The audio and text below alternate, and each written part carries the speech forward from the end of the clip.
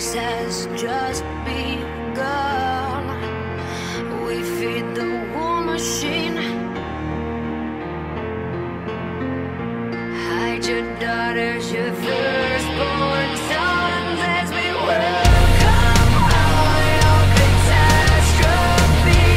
All the hate, all the lies, the heresy, how divine, that every time you hide in denial, suicide. All right, folks, welcome back to the channel. So today we have a limited edition Pioneer Arms Pomeranian Military District AK on the channel for you. So as you can see, this is number 342 of 400. I assume this is the Pomeranian Military District crest. There's one there. And let me just take this mag out right quick. One right there, where it says 342 of 400. So this is a super special AK. I'm kidding, of course. Coming from, I'm sorry if I sound congested. I've had a cold for the last week or so. Coming from a lower end or controversial brand of AK manufacturer. Now, just doing a little bit of research online, I don't think there are any videos of this particular model. There is the regular AK, and I think this is probably just the standard AK with some extra bull crap on it right there. They were probably like, hey, laser this little thing and only make it 400, and yay, it's so exclusive. But I haven't seen any videos on this one, but I have watched quite a few videos on the Pioneer Arms brand of AKs. And from my research, of watching videos, reading things, I think they're hovering right around a 50% for me. That's in my mind. That's, you know, I've seen half the videos have been not so great. The other half have been great. There's a fairly big YouTuber, Clayco, AK YouTuber.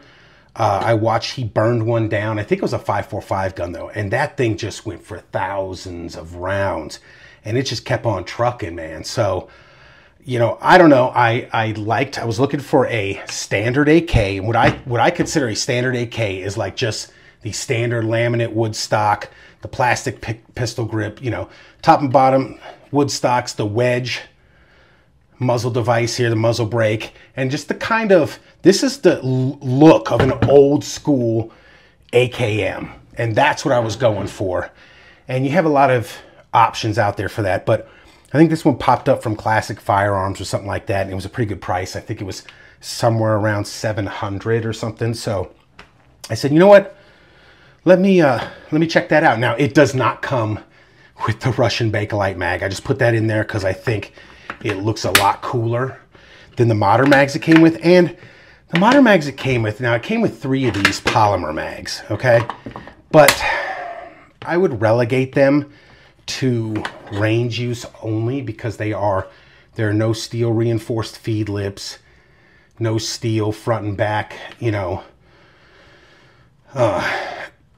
clips to hold this thing in. So it's a solid polymer mag. Now they do give you 3, but I would rather, to tell you the truth, I would rather have them give you 1 steel surplus mag than this, because in my opinion, I would not keep these loaded for an extended period of time, and I would just set these aside for range only and kind of save your collectible mags from wearing out. But, you know, mag fits in pretty well. There is some side-to-side wobble, a little bit of front and back, but side-to-side with this mag. Although, I think with the, yeah, it's pretty tight.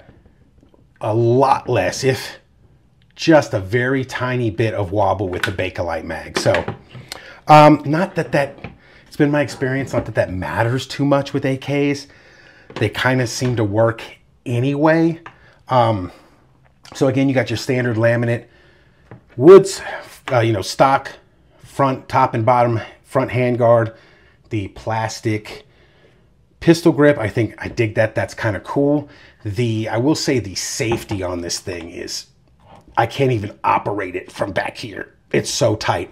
That's easy to fix though. I'll wait till after this review is done in the range portion to go ahead and fix that. You just kind of bend it out to get the tension correct. Now, one thing I did notice, look at this. Let me get a little bit closer to that. Look at that right there, okay? It looks like they took a standard safety with the cutout and kind of welded on a little lever there to make, you know, most of the safeties I see that have this, like on some of my other AKs, it's built into the safety. I don't know, I guess they just kind of welded that on a regular one. I don't know if that's ghetto or not, but you know, standard operation, got a ribbed top cover, you know, standard size. It's pretty much a standard AK. And I have not fired this yet. So you're going to see the first shots out of this gun today in this review. Will it work or will it fail? I don't know. They don't have the best reputation online and in YouTube videos, but we'll see. You got the optics rail right here on the side. I do see that they did use the, whatever the heck you call us, the Y and X. I forget. Guys, I have owned a ton of AKs, okay? But I am not an AK expert, all right? It's just like I've owned a ton of Corvettes, and I really have, but I'm not a Corvette mechanic, you know? So I know a little bit about, you know, what I know, but I know that these are typically looked on as better than like a standard receiver. Excuse me, I need to take a drink. I am having a rough time with this darn cold. Excuse me. So, as you can see, it's a Sporter 7.62 by 39, Pioneer Arms Corp, Radom, Poland. And there's the little 11 Radom, Poland symbol on the front sight block. Now, one of the things I have heard about these is that they are lower end because they have cast parts. And we're going to take it apart and see if that's true. I believe, looking at some of this stuff, I believe that's true. So let me turn it back over again. And we'll take a look at that. Now, it looks to me, if you look at the front sight block right here, I don't know if it's coming through on camera. Yeah, it looks like right there. It looks to me like that's cast. So I'm going to go ahead and say that's cast. Now, apparently the trunnion, these have forged trunnions, okay? But they said they have, and that looks cast too. Cast gas block, cast front sight, cast gas block, cast rear sight block, cast bolt carrier. I think that's cast. We're going to take that apart and we're going to take a look. But before we do that, I forgot one thing. It did come with, okay, so it came with a standard like cardboard box, military sling, stuff like that. It also came with this certificate. Now, this is the second time I had to film this video because right in the middle of the first time, I had a huge coughing fit and I just could not leave that in the video. So I did cut this open. I have looked at this. This is the first time, again, this rifle has not been fired. So we're going to see. Comes with your little certificate. Here's Poland. You know, probably says the same stuff it says over here. And yeah, Pomeranian Military District was one of 3 military districts of the Polish Armed Forces that served from 1945 to 2011. This district, also known as the Coastal Front, was created in case of a conflict with NATO. This limited edition rifle is dedicated to those brave soldiers, number 342 of 400. So there it is. You get your super special certificate that you should frame if you get one of these. Good Lord. So let's take it apart and let's see if some of these other parts that they say online are in fact cast. And I don't know why they would lie, but let's take the recoil spring out.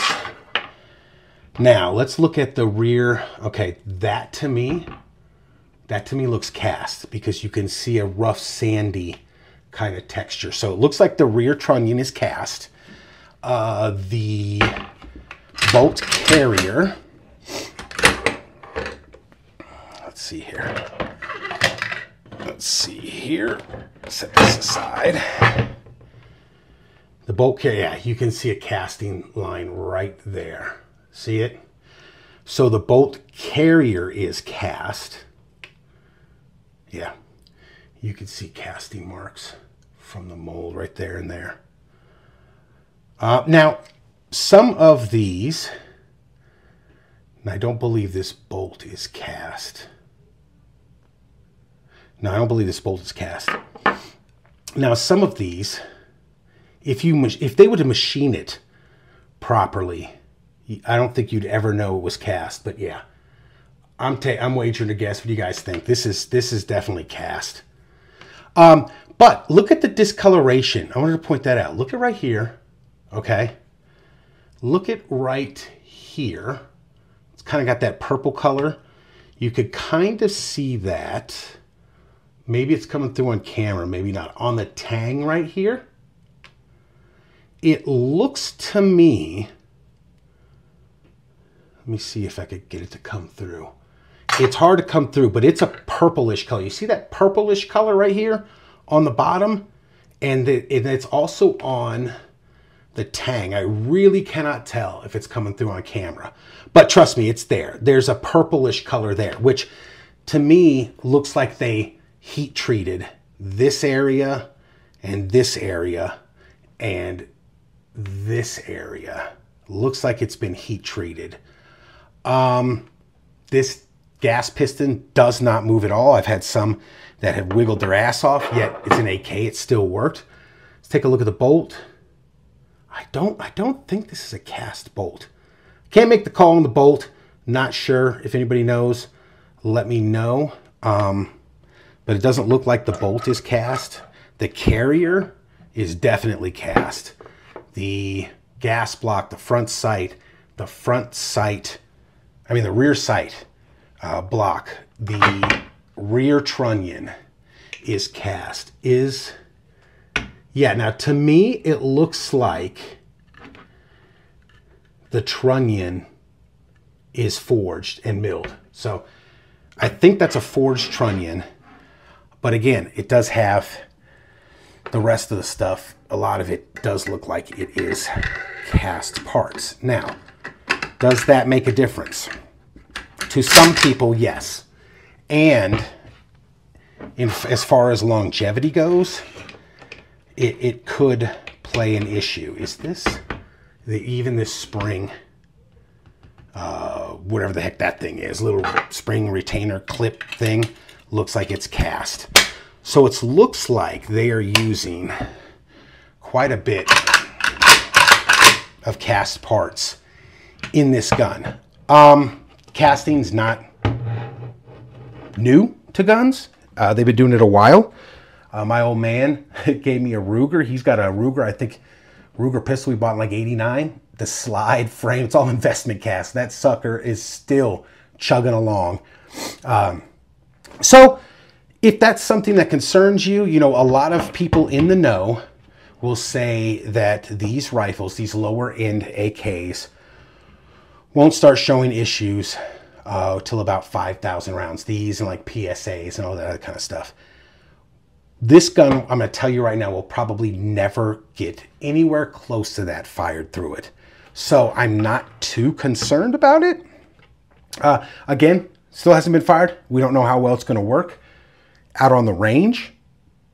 Let's kind of just get out there and fire this sucker up. I'm not going to shoot too many rounds. I might shoot, you know, somewhere around 100 or so, and we'll see what happens, and then we'll get the final thoughts. So let's go out to the range and just see how it shoots.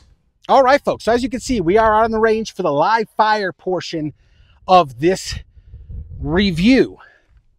We have our Pioneer Arms Sporter, the limited edition Pomeranian Military District. Ooh, limited edition, gonna be a collector's item one day. We have, I'm not gonna shoot the steel, I'm too close, but I got a couple paper targets down there at about 20, 25 yards. Again, I haven't had a chance to fix my 100-yard steel. This has not been sighted in. It has not been fired. It is brand new. It did come with 3 of these completely plastic mags, so I brought one of those out. We're going to see if it works with different mags. I brought a Russian Bakelite, and some of you might know what this is, the old Russian slab side. Look at that bad boy. Somebody even used it to take the gun apart, looks like, as a hammer, which they used to teach him to do that back in the day. So we got the Russian slab side, the Bakelite, and one of the cheap, it's basically a range mag, mags that comes with it. Guys, the magazine on a semi-automatic firearm, the magazine is arguably the most important part of a firearm, and it's usually the most overlooked. They usually build the gun and then send them out with cheap mags. I think that's the case in this one. I would not use these for any serious duty stuff. These would be range mags only, because I'm sure they'll start to split because they do not have steel reinforced feed lips or front or rear tab. No, it's all plastic. And companies really need to stop doing that. I don't know what that is. I know it's cost saving, but you're cost saving in an area that's very, very important to the firearm. So please stop doing that. But I know they won't. Again, it came with 3 of these. These are the first shots out. We're just going to see if it works. Again, not out here testing for accuracy yet. I got to sight it in. And we're more concerned as to how reliable the darn thing is. Put my ears on. Oh, side note. Look at this, man. Now this is, I'm shooting a steel case Wolf. So I know you haven't been able to get that in a long time, and I've had this ammo for God knows how long. And I don't know if it's picking it up. I hope so. But look, they're starting to get, yeah, it's probably picking it up right there. Look at that. And it's not just that one round. And these have not. Look at that. These are starting to get rust spots on them. And these have not been stored improperly. I did not leave this out in a shed or something. They've always been stored in a cool, dry place. And I don't know. I guess it's good I'm shooting it up now. But let's just see if she works with the factory plastic mag. Here we go.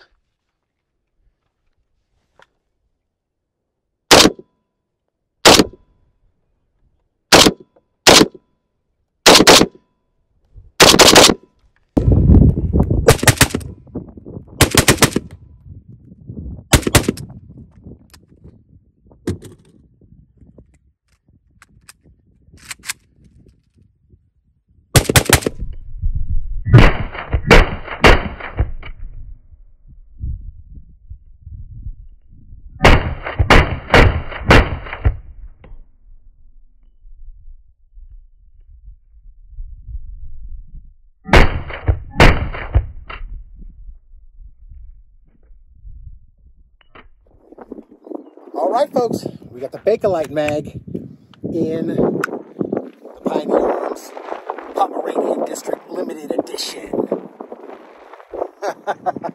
Let's just see if it works. Safety is super hard to get off, as discussed in the tabletop. After I shoot it, I didn't want to adjust anything or make any adjustments until after this. After I shoot it, I'll go in, I'll bend it out a little bit to get the proper tension I want. And then when I sight it, do all that kind of jazz. But here we're just out function checking it, because as you can see, I got the paper at 25, and we're just going to see if the Bakelite mag works.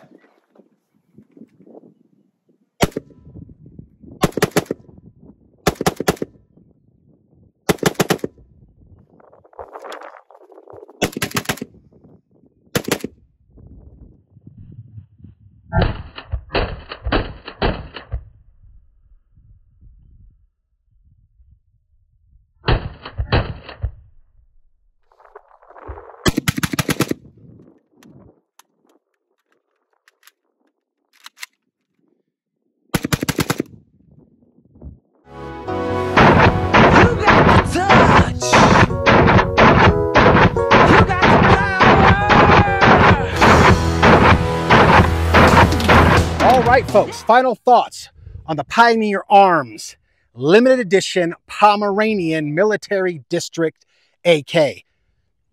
I think it's pretty cool. I think it's not bad. I don't know if they're stepping up their quality. You will see a lot of videos online about what pieces of crap these things are. So I was a little scared, little hesitant to buy it because I knew I had seen the videos, but they were offering this one up for, I think, $6.99, something like that. And again, it is the limited edition one. Got the little crest there, seen on the tabletop. Number 342 of 400. There's only 400 of these made. Whoop did he do, right? Like it's ever going to become a collector's edition.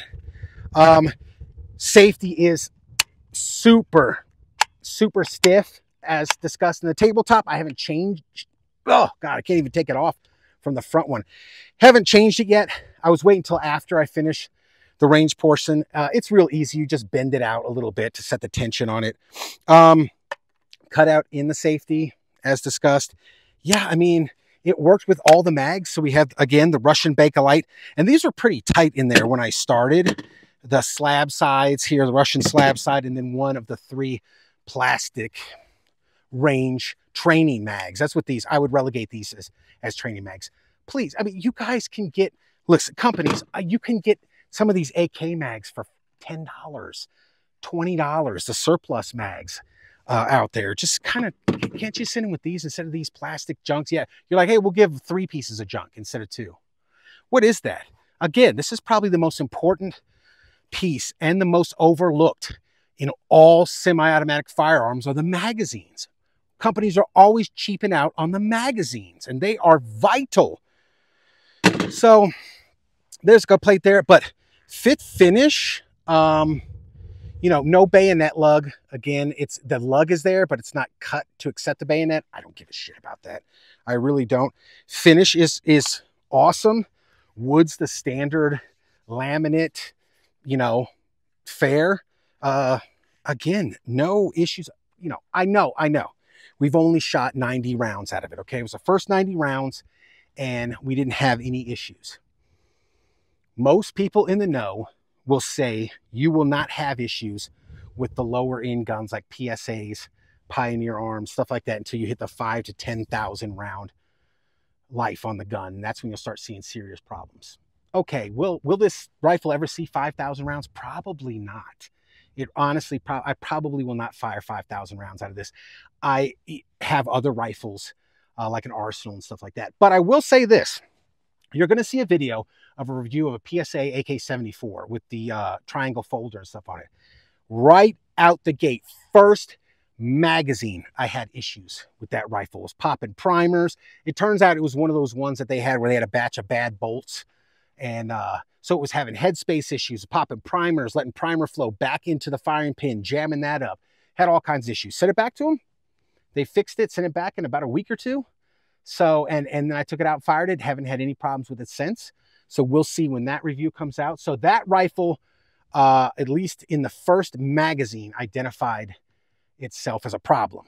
This one so far, first 90 rounds, not an issue. And I dig the classic looks of this, the slant brake, just the wood furniture, and it's not all tacked up to freaking, you know, alpha specs and all that kind of jazz. So I don't think it's bad, guys. So thanks for watching. We will see you next time.